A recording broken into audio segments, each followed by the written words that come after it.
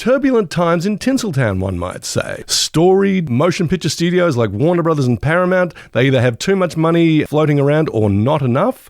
We've got consolidation going on. We've already seen this with Disney snapping up 20th Century Fox. It's an earth-shattering piece of news for American business in general. Yeah. For the city of Los Angeles, which is home to all of these studios, and for the wage earners who are looking over their shoulder to see if the Grim Reaper is coming after them. It's not a happy time. Already the industry has been contracting, still recovering from COVID and the interruption of the business and the strikes that followed. And now this, because certainly Paramount, which has a physical studio that dates back more than a century actually, and Warner Brothers has a physical studio, and they're not going to need all the duplicated services. Not to mention accountants and lawyers and, executives of various stripes. I don't see where this is going to do anybody any good except the owners. Correct, yeah. This is going to add a few more zeros to the bottom line of the Ellisons and the Zaslows of the world. Yes. We'll set the scene a little bit. It seemed like there was a bit of a wrestling match between Paramount Skydance, which is an established studio, admittedly with a bit of tech money behind it these days, and Netflix. These two companies were vying for control of Warner Brothers Discovery, a long-time sort of legacy movie studio. It seems now that Netflix is out of the running. Paramount is the front runner. Whether this consolidation or this buy is actually taking place, is that the case? Has it actually been announced, or is it just that Netflix is saying we're out? It has been announced. It has not been blessed by the U.S. government yet. Okay, then. Government regulations still have to be applied and explored. Yeah, but you had a lot of optimists thinking, oh, well, it's good that these two brand name movie studios, Paramount and Warner Brothers, they'll be joining forces. That'll be fantastic. One studio has this amount of projects on the slate. The other has this amount.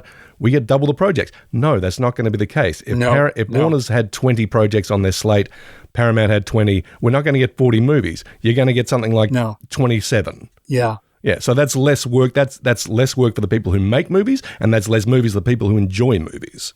And if you're a person who writes and creates movies, it's one less door to knock on. Correct. To try to sell your project, whether it be a new TV series or a video game or a movie. Now, we can say the only constant is change, and that's the nature of good business, that, that things are always evolving. But this doesn't seem so much like an evolution, so much as a contraction.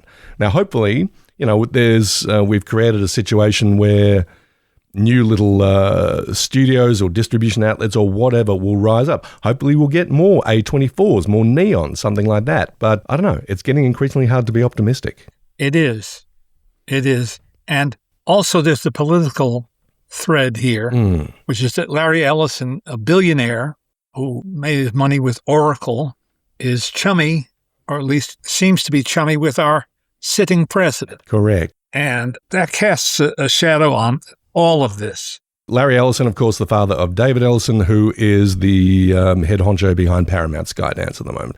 It's funny. I mean, Larry has these two children, David, who is very much a popcorn kind of guy. He's thrown his money behind movies like Top Gun Maverick, the Mission Impossible franchise, and a bunch of fairly forgettable programmers. But he has his daughter Megan, who in the 2010s at least, seemed to be throwing her share of daddy's money behind a lot of art house projects. She set up a company, Annapurna, and she was giving money to people like Paul Thomas Anderson, Spike Jonze, Catherine Bigelow. A very worthy initiative, one might say. Unfortunately, none of these movies made any money or much cultural impact, it seems. Only a handful of them. But her intentions were good. She had very, very good intentions, but you know what? The road to hell is paved with. Yeah.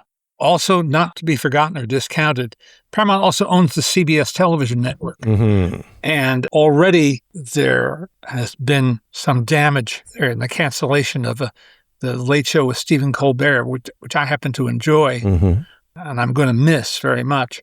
And in the naming of Barry Weiss, a columnist and pundit who now has oversight of CBS News, which has storied history. This is not good.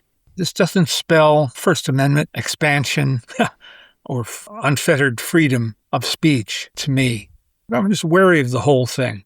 Turbulent times for the media ecosystem, yeah. Now, as a normie myself, I'm a bit sort of outside the situation, but it seems to me that people were very stressed out when it was announced that Netflix could buy WBD.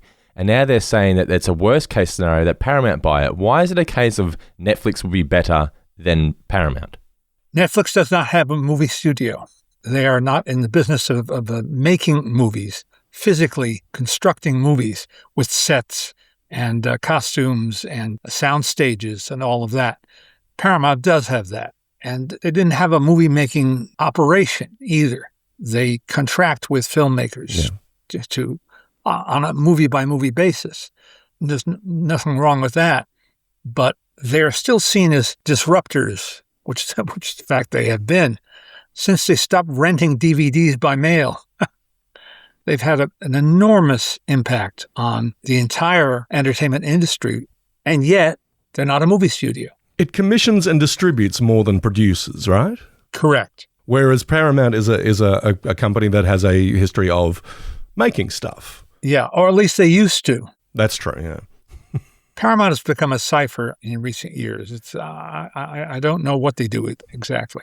It's really a damn shame. And I worked on that studio a lot for 24 years. Did they own ET? Is that what you're saying? Yes. And we started out at Merv Griffin's studio on Vine Street, and then we moved physically to the Paramount studio, where I think I'm the first and possibly only working film critic to have had a desk inside a movie studio.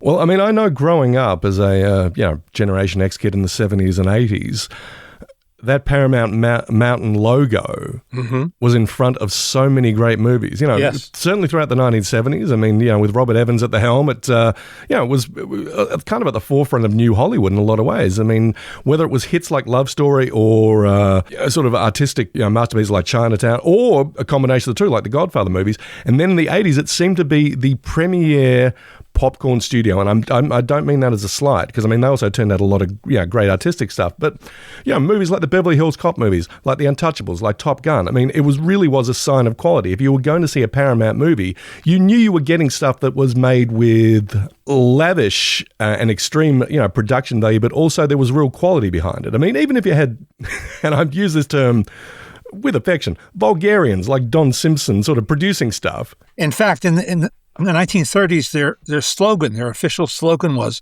"If it's a Paramount picture, it's the best show in town." I love that kind of hucksterism. Mm-hmm.